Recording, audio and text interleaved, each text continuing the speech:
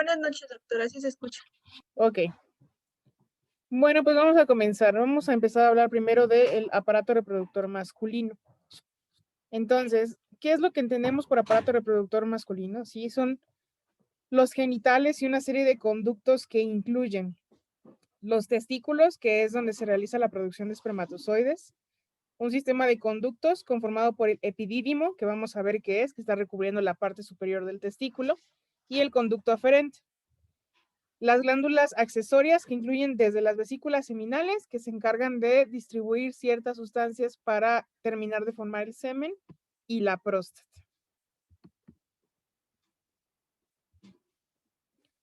Entonces, aquí tenemos un esquema sencillo donde se pueden observar varias de las estructuras que vamos a describir. Aquí tenemos a la vejiga. La van a reconocer porque se encuentra justo detrás del hueso púbico, tanto en hombres como mujeres. ¿Ok? Aquí está la vejiga. Este es el conducto de la uretra. Y si se dan cuenta, el conducto de la uretra se fusiona con el conducto que viene aquí, que sale directamente de la próstata y de las vesículas seminales. Estos dos conductos, de hecho, se fusionan en esta parte para terminar en un conducto común.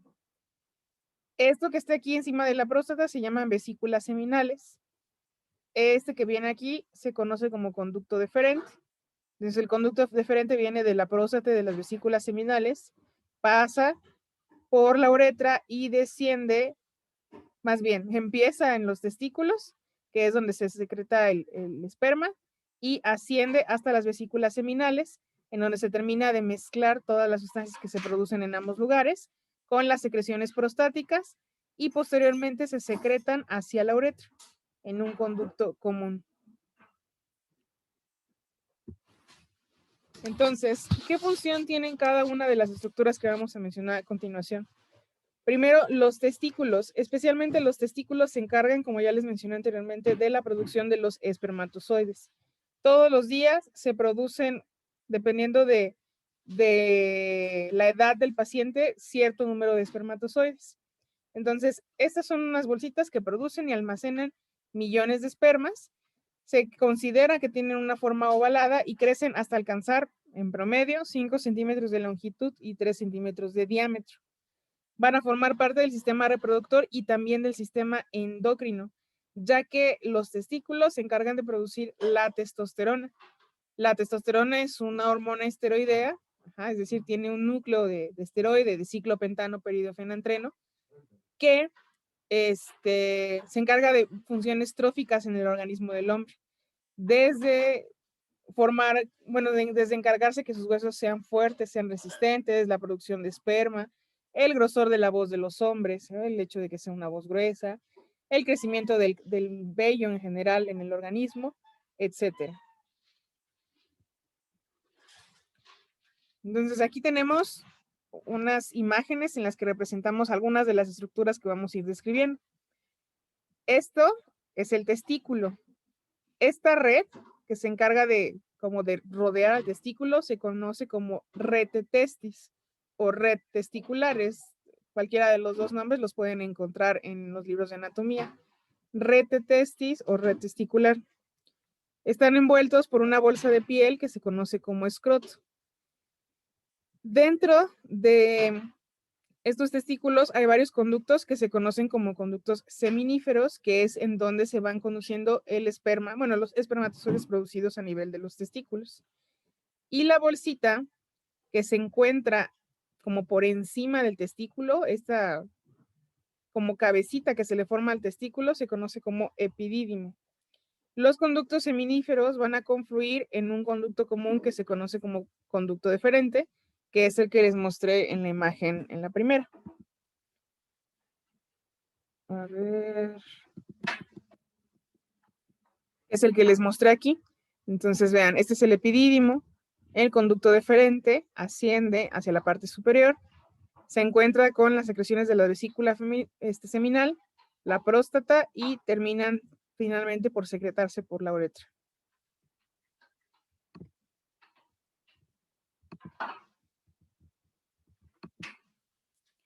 Aquí tenemos otra imagen donde se observa lo que les acabo de mencionar. Estos son los conductos seminíferos. A todo esto se le conoce como rete testis o red testicular. El epidídimo que se encuentra sobre la parte superior y lateral del testículo y el conducto deferente. Esto es un esquema de un espermatozoide. Realmente los espermatozoides no son muy complejos en cuanto a su estructura. Tienen una cabeza, tienen un cuello, un cuerpo y una cola. Cuando los espermatozoides fecundan al óvulo, solamente la cabeza entra al óvulo y todo lo demás se queda afuera, es decir, se pierde. El epidídimo, como les mencionaba anteriormente, es un conjunto de tubos en forma de espiral que se conecta al conducto deferente y que se encuentra sobre la parte superior y lateral del testículo. Otra vez, aquí pueden ver cómo está el testículo con la forma oval. La rete testis, así es como se escribe, como ven aquí en la diapositiva, la rete testis o red testicular, que es todo esto. Estos son como tabiques que van a dividir al testículo por segmentos. La túnica que recubre al testículo es una túnica dura que le da la consistencia que tiene. Se conoce como túnica albugínea. Los conductos seminíferos que desembocan todos a nivel de la cabeza del epidídimo. El epidídimo a su vez tiene una cabeza, tiene un cuerpo y tiene una cola. ¿Sí? Se le describe en tres partes: la cabeza en la parte superior del testículo, el cuerpo en la parte media y la cola en la parte inferior. Y al final se va todo a reunir, se va a confluir para formar el conducto deferente. ¿Tienen preguntas hasta acá?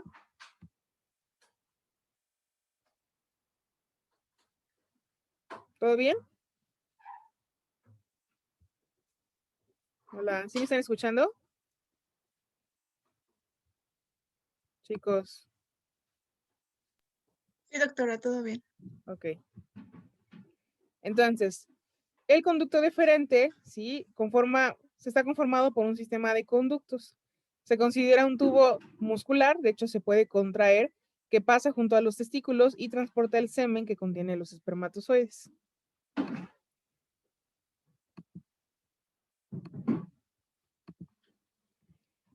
Ok, el escroto, como les mencionaba, corresponde a una estructura que es como una bolsa, está formada por piel y que va a contener tanto al testículo como a las estructuras adyacentes como el epidídimo y que se encuentra colgando fuera de la pelvis. Es importante que se encuentre fuera de la pelvis, del abdomen, porque se considera que los testículos deben mantener cierta temperatura corporal para que los espermatozoides no mueran. Cuando hace mucho calor, tienden a alejarse del cuerpo para no calentarse y para que el calor no mate los espermatozoides. Y cuando hace mucho frío, tienden a pegarse al cuerpo para que los espermatozoides no se mueran por la temperatura baja. Entonces, esto es posible gracias a que el escroto está formado además por un músculo que es capaz de contraerse y de relajarse según las necesidades físicas. Entonces, como les decía, esa estructura de piel se encarga de regular la temperatura de los testículos. Siempre debe de ser inferior a la temperatura corporal para poder producir espermatozoides funcionales. Y el escroto cambia de medida para mantener siempre la temperatura adecuada. Como les decía, se puede contraer o se puede relajar. Tenemos algunas glándulas accesorias que se encargan de proporcionar los componentes final del esperma para poder ser secretado. Entonces aquí tenemos un esquema en el que se ven las glándulas accesorias, ¿sí? Los testículos, que son los principales donde se produce el esperma, los conductos deferentes, las vesículas seminales, ¿ok? Y algunas glándulas accesorias que vamos a describir más adelante. Primero, las vesículas seminales son unas estructuras similares a bolsitas que están unidas al conducto deferente a un costado de la vejiga. Son las que les mencioné anteriormente. Si ustedes se fijan en este esquema, es un corte lateral en el que observamos varias estructuras. Está la vejiga, están las vesículas seminales, a partir de ahí está el conducto deferente. Acuérdense que el conducto deferente empieza en la parte posterior del testículo después de unirse con los conductos seminíferos, asciende a través de la vejiga, se une con la vesícula seminal y después con las secreciones de la próstata para finalmente salir por la uretra. Entonces, esta es la dirección, desde abajo hacia atrás y después hacia el frente y hacia abajo. La glándula prostática es una de las glándulas más importantes en el hombre y se encarga de producir parte del semen. Acuérdense que los espermas se producen propiamente en la red de testicular, pero las demás secreciones vienen de estas glándulas accesorias. Esta próstata rodea los conductos eyaculatorios en la base de la uretra, justo debajo de la vejiga. Entonces aquí tenemos otro esquema en donde podemos observar a la vejiga y justo en la base de la vejiga se encuentra la próstata. Justo en la base de la vejiga se encuentra la próstata.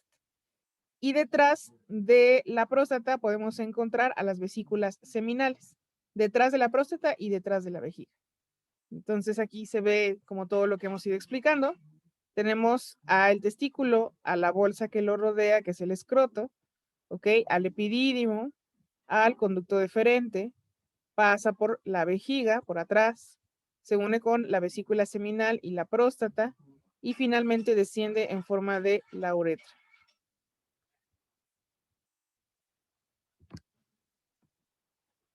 Permítanme un momento, por favor.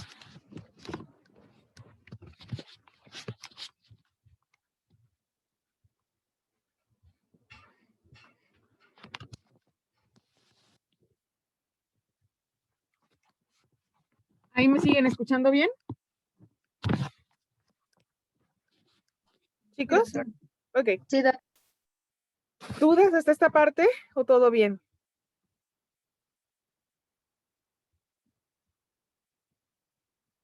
Hablen ahora o callen para siempre. ¿Todo bien? ¿Todo claro? ¿Cómo van los conductos y todo lo demás?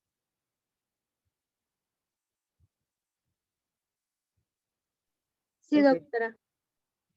Entonces, la uretra es un canal común. Va a conducir tanto semen como orina, ¿ok? Con la diferencia de que cuando conduce uno no puede conducir el otro. Es decir, el hombre puede orinar o eyacular. No puede hacer las dos cosas al mismo tiempo, ¿ok? Este canal conduce el semen hacia la parte exterior del cuerpo a través del pene. Y la uretra también forma parte del sistema urinario, ¿ok? Como les decía, es un canal común.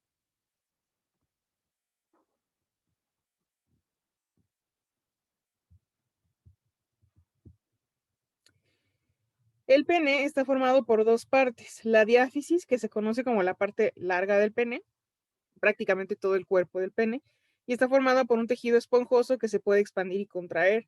El pene no tiene como tal huesos o zonas rígidas. Es más bien este cuerpo esponjoso que hace que pueda crecer de tamaño al llenarse de sangre. Cuando un varón tiene una erección, el cuerpo esponjoso se llena de sangre y esa sangre, es lo que provoca que pueda erectarse, que pueda ponerse duro. Entonces, cualquier tipo de lesión sobre el tejido esponjoso podría lesionar y provocar algún problema en el mecanismo de erección del pene.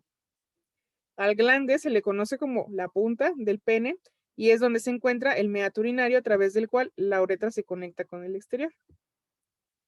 Entonces aquí tenemos un pene normal erecto en el que precisamente aquí está el cuerpo esponjoso, que es esta parte, que se llena de sangre y que por eso hace que quede erecto, ¿ok? Entonces aquí podemos ver esa estructura. Estas dos grandes que están aquí laterales se conocen como cuerpo cavernoso y esta pequeña como cuerpo esponjoso. Todo esto, todo se llena de sangre en el momento de la erección. Esto es gracias a la amplia circulación que tiene el pene. Tiene una gran cantidad de vasos sanguíneos. Como les decía, los testículos no solamente forman parte, bueno, el aparato reproductor masculino no solamente forma parte de esa zona, sino también del sistema endocrino, porque se encargan de producir hormonas, principalmente la testosterona. En general, se le conocen a la testosterona como andrógeno, es de una familia de hormonas esteroideas que se llaman andrógenos y van a estar producidas por los testículos en el 90% de la cantidad que normalmente se produce y un 10% por las glándulas suprarrenales. ¿Ok? Las glándulas suprarrenales las mencionamos en la clase de sistema endocrino. La hormona más importante de todos los andrógenos, hay muchas, pero la más importante es la testosterona. Y como les decía, participa en un chorro de cosas. Participa En los cambios sexuales secundarios del pequeño, cuando les empieza a modificar la voz, el vello corporal, madura el aparato reproductor, también se encarga de que se produzcan espermatozoides, el desarrollo de la masa ósea y muscular, hace que tengan los huesos fuertes, igual que los músculos, el crecimiento del vello facial y entre otras cosas. Cuando por alguna razón se pierde la producción de testosterona, por ejemplo, un cáncer de testículo, que es muy común en los pacientes jóvenes, en el que hay que resecar los testículos, muchas veces la hormona se tiene que administrar de forma externa, porque si no los hombres comienzan a manifestar muchos cambios en su cuerpo. Pueden desarrollar, por ejemplo, osteoporosis, porque la hormona testosterona es trófica para los huesos, es decir, los ayuda a mantenerse sanos y fuertes. Pueden experimentar cambios en su voz, disminución del vello corporal, pérdida de masa muscular, etc. Es totalmente infertilidad, es totalmente indispensable en los varones. En cuanto a la mujer, tenemos que hay un concepto que es la ginecología, que es una rama de la medicina que se encarga específicamente del aparato reproductor femenino. La ginecología lo que estudia es la fisiología de la mujer, cómo se secretan las hormonas, cómo funcionan, lo normal y lo anormal en el cuerpo de la mujer. La ginecología es una rama tanto médica como quirúrgica, ¿sí? Los ginecos tanto pueden darles tratamiento médico como, por ejemplo, para enfermedades como síndrome de ovario poliquístico, ese tipo de cosas, o sea, quistes en el ovario, infertilidad, y también son quirúrgicos, ¿sí? Se encargan de quitar el útero, por ejemplo, cuando hay tumorcitos, de las cesáreas, de las cirugías para no tener bebés, etcétera, etcétera.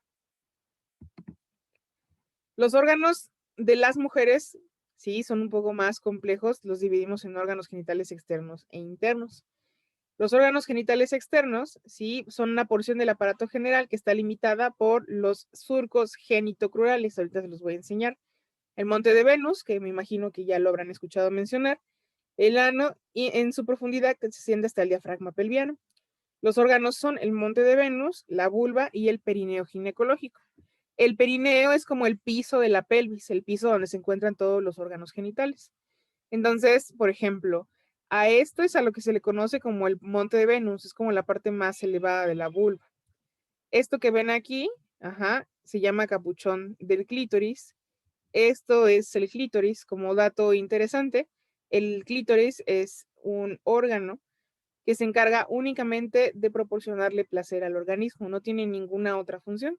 No es como, por ejemplo, el pene, que tiene una función reproductora, que tiene una función para orinar, además de placer, etc.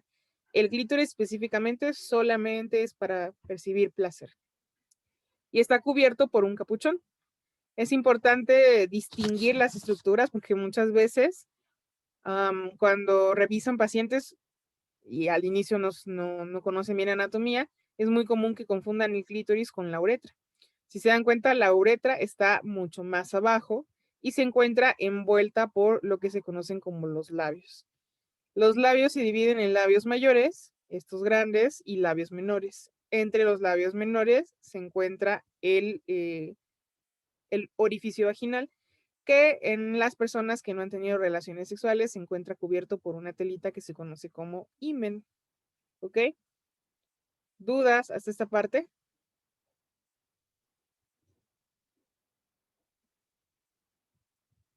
¿Todo bien?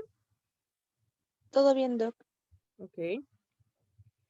El monte de Venus está justo delante de la estructura que se conoce como sínfisis del pubis, es decir, la zona donde se conectan los huesos de la cadera y está cubierta por vello púbico. Los límites de la región del monte de Venus son hacia arriba el surco suprapúbico y hacia abajo se prolonga hasta los labios mayores, sin un límite exacto. La vulva, por su parte, se encuentra por debajo de esta zona y es una hendidura que tiene forma como ovalada, mediana, cuando la mujer aproxima los muslos, y entreabierta, se hace un poco más grande cuando la mujer separa los muslos, y está formada por labios mayores, como mencionamos, labios menores, el clítoris y el vestíbulo o la entrada vaginal. Entonces, el vestíbulo es una zona navicular, es decir, como en forma de nave, que se presenta al separar las ninfas o los labios mayores. Entonces, cuando nosotros abrimos al explorar a la paciente los labios mayores, ahí se encuentra el vestíbulo y se encuentra la entrada directa para la vagina.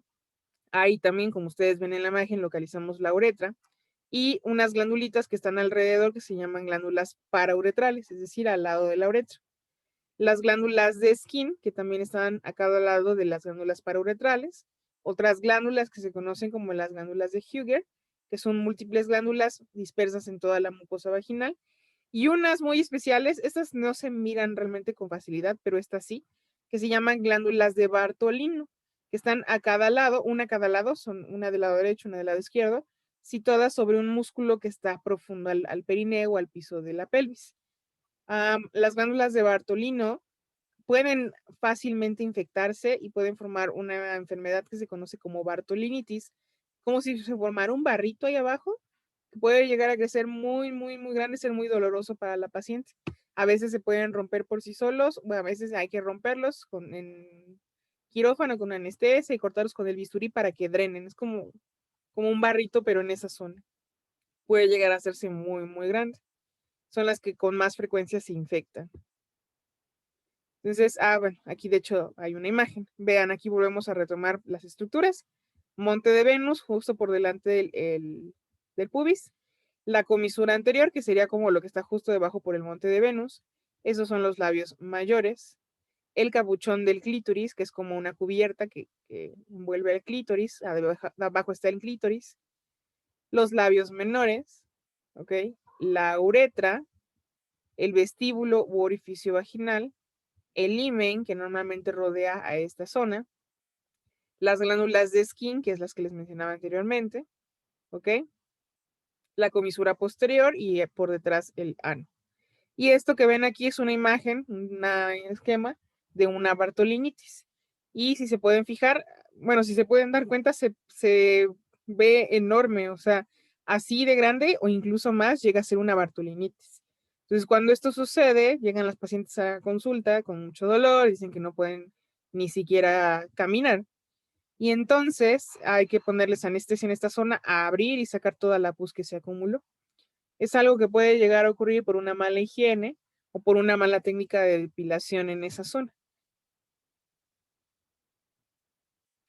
El perineo ginecológico es como el piso de la pelvis y es una pequeña región, más o menos de 3 o 4 centímetros, comprendida entre la horquilla vulvar y el ano. Constituye una confluencia de todos los músculos de la pelvis, situada justo como entre la vagina y el recto. Es ese espacio que está ahí, que le da soporte a todo el piso pélvico. ¿Ok? Esto es muy, muy importante. Cuando hay, por ejemplo, un parto maltratado, se puede dañar el perineo ginecológico provocando varios problemas en la paciente. Entonces, aquí pueden ver una imagen en la que se corta la piel para que puedan ver los músculos y pueden observar cómo los músculos confluyen exactamente en el perineo. Vean, aquí se ve un poco mejor. Quitamos la piel. Este es el monte de Venus, ¿ok? Esto sería el clítoris, eso es la uretra. Aquí está el vestíbulo con los labios menores. Y vean cómo justo en esa zona confluyen todos los músculos, ¿ok? Músculo transverso, ajá, estos que forman específicamente el esfínter. Aquí se ven por dentro las glándulas de Bartolini y pues todos los músculos que se encuentran formando el piso pélvico.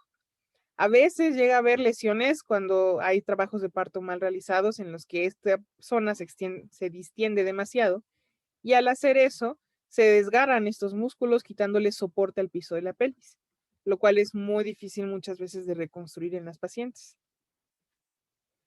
Los órganos genitales internos, por su parte, van a estar formados por la vagina, el útero, las trompas y los ovarios.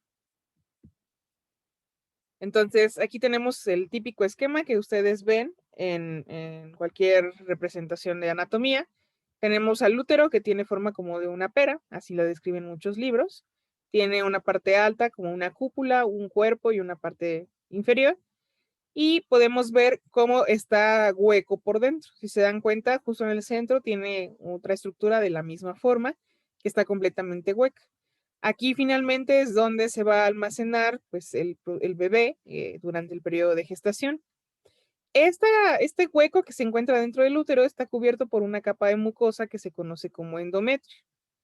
Este endometrio que recubre esta parte, la cavidad uterina, es el nombre correcto, cada mes va a crecer y se va a desprender para el proceso de la menstruación. Como podemos ver, como en la parte superior del útero, salen directamente unos conductos que se conocen como los cuernos o las trompas de falopio, ¿ok? O trompas uterinas. De hecho, trompas de falopio se usa cada vez menos. Y estas trompas uterinas terminan en estos pelitos que se conocen como fimbrias, que se unen directamente a los ovarios. En los ovarios se almacenan los óvulos. Yo les explicaba, me parece que la clase pasada, que las mujeres, cuando nacemos ya tenemos aquí el número de óvulos que vamos a tener el resto de nuestra vida. Estos óvulos los vamos a tener desde que somos niñas, desde que nacemos, es más, desde el útero de nuestra mamá ya tenemos el número de óvulos que vamos a tener el resto de la vida. Entonces, cuando nacemos, aquí hay, no sé exactamente la cantidad, pero millones de óvulos que todos los días van muriendo y van muriendo y van muriendo. Cuando llegamos a cierta edad, que es la pubertad, el primero de los óvulos, en vez de morir, madura y al madurar, ¿sí? Comienza a viajar a través de las fimbrias por la trompa de falopio. Normalmente se queda en esta zona que es un poco más ancha, que se conoce como ampolla de la trompa de falopio, unos cuantos días y espera aquí el proceso de fecundación. Si el proceso de fecundación no ocurre, desciende por el conducto y se aloja en el útero para después desprenderse junto con el endometrio en cada menstruación. Entonces, cada vez que nosotros menstruamos, se van agotando los folículos de los ovarios. Se calcula que tenemos más o menos unas 500 menstruaciones, bueno, unos 500 óvulos para poder ser fecundados a lo largo de nuestra vida. Si eso no ocurre, entonces los ovarios se van desgastando hasta que se termina pues como nuestra vida o nuestro tiempo fértil, más o menos a los 49, 50 años de edad. A diferencia de los hombres que producen espermas pues prácticamente hasta que mueren. La vagina es un órgano en forma de cúpula que se va a Doctora, encargar. disculpe, ¿le puede regresar a la anterior? Claro. A la anterior de esa, por favor. Acá. Listo, gracias. De nada. La vagina va a funcionar como un canal para la salida de la menstruación cada mes y como un canal también para el parto. Es un conducto que en condiciones normales comunica al útero con la vulva directamente. Realmente la vagina no es muy grande, mide más o menos 7 a 8 centímetros de longitud. Su superficie interna es rugosa porque tiene una gran cantidad de pliegues y está formada por un tejido elástico. De hecho, la vagina es muy, muy elástica al grado de que puede hacerse grandísima para el momento del parto y en condiciones normales es estrecha. El útero, como les mencionaba, es una víscera hueca que se encuentra por encima de la vagina y que está destinado a albergar al producto de la fecundación. Tiene forma de pera, como ya les mencioné anteriormente, que está achatada e invertida. Tampoco es muy grande. En una mujer no gestante el útero no mide ni 10 centímetros. Más o menos 7, 8 centímetros. Es muy chiquitito el útero, pero es tan distendible que puede llegar a ser enorme de 20, 30 centímetros para poder albergar al bebé. Incluso puede medir más. En sus bordes laterales nacen las trompas de falopio o trompas uterinas y en su porción distal termina en una parte estrecha que se conoce como cervix o cuello uterino. Es esta parte como inferior que está directamente en contacto con la vagina. Y va a tener 3 capas. El perimetrio, que es la capa como más externa. El miometrio, que es la más importante porque es la capa muscular, en donde pues se van a dar todos los cambios durante el proceso del parto y la contracción. Y el endometrio, que es la capa interna que, como les mencionaba, cada mes se sustituye por endometrio nuevo y se desprende para salir a través de la vagina en cada menstruación. Las trompas de falopio o trompas uterinas son 2 conductos que parten de la parte superior del útero que se dirigen transversalmente a las paredes laterales de la pelvis y que terminan en las proximidades del ovario. Las trompas es a través de donde se conducen los ovarios para el proceso de fecundación. Como les decía, la fecundación específicamente se lleva a cabo en una parte de las trompas que es más ancha que el resto, que se conoce como ampolla. Y miden, también son chiquitas, 10 a 12 centímetros de largo. Entonces aquí tenemos otro esquema, podemos observar el óvulo, ¿ok? Aquí ocurre el proceso de ovulación, viaja a través de la trompa de falopio y se queda aquí. Esta parte como más ancha es la ampolla. Aquí en la ampolla, eso quizás se los puedan llegar a preguntar, ahí en la ampolla se fecundan los bebés. Si aquí no ocurre la fecundación, el óvulo continúa bajando y se elimina a través de la menstruación. Entonces vean aquí cómo justo en la ampolla es a donde llegan los espermatozoides. Los espermas tienen que llegar desde el cuello cervical, viajar por todo el útero y llegar hasta las trompas. Esto puede llegar a tomar incluso algunos días en no ocurrir, ¿ok? Los ovarios, así como los testículos son los órganos productores de hormonas y de espermas en los hombres, los ovarios son en las mujeres. Son chiquititos, son más o menos del tamaño de una almendra. O sea, realmente los ovarios son muy pequeñitos y están situados a ambos lados del útero. Su tamaño va a depender del ciclo menstrual y de las enfermedades concomitantes que haya. Por ejemplo, los ovarios poliquísticos tienden a ser muy grandes. Aquí tenemos un esquema del útero, si se dan cuenta, pues realmente es muy pequeño, apenas cubre la cadera. Como les decía, son más o menos 7, 8 centímetros desde el monte de Venus hasta la vagina y luego de ahí otros 8 centímetros de la vagina hacia el útero. O sea, realmente no es muy grande. El útero, las trompas de falopio, las fimbrias, que les decía, de las trompas de falopio, los ovarios. En cuanto a las hormonas del aparato reproductor femenino, tenemos que las hormonas sexuales en la mujer,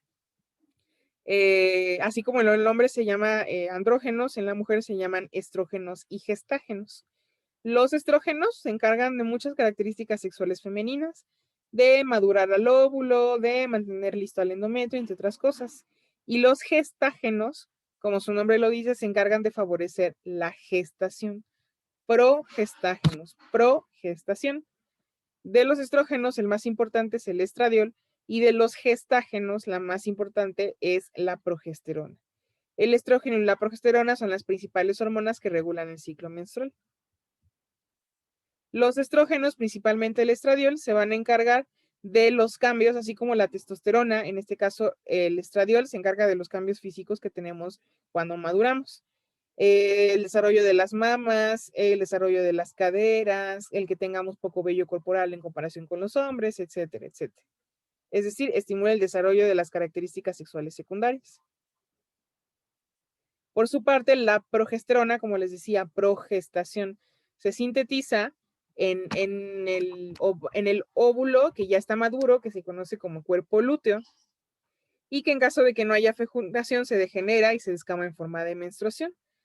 Cuando sí hay fecundación, esta progesterona es la responsable de preparar el endometrio para que reciba al bebé, al óvulo, ¿ok? También tiene que ver con la producción de prolactina, que es la hormona que directamente se va a encargar de la producción de leche en el bebé y se encarga en el trabajo de parto de provocar la producción de leche después de que este suceda. La prolactina, ¿ok? Por eso se llama prolactina, prolactancia, progesterona, progestación. Tenemos además otras hormonas que hablamos la clase pasada que se secretan, pero en la hipófisis, ¿ok? La FSH y la LH. Dijimos que estas dos se secretaban en el lóbulo anterior de la hipófisis y se encargan de cosas diferentes. La folículo estimulante es la que se secreta primero en el ciclo menstrual y se encarga de estimular a los folículos de los ovarios para que produzcan el óvulo para la fecundación, para que lo maduren, para que esté listo para la fecundación. Y la luteinizante se secreta después. Primero tenemos como una secreción de folículo estimulante, se madura el óvulo y luego mi hipófisis secreta hormona luteinizante. La hormona luteinizante provoca que el óvulo que está maduro en el ovario salga, es decir, se ovule, se expulse, para favorecer la fecundación. Y en el hombre, la hormona luteinizante, que también se produce en la hipófisis, favorece la producción de hormonas sexuales masculinas.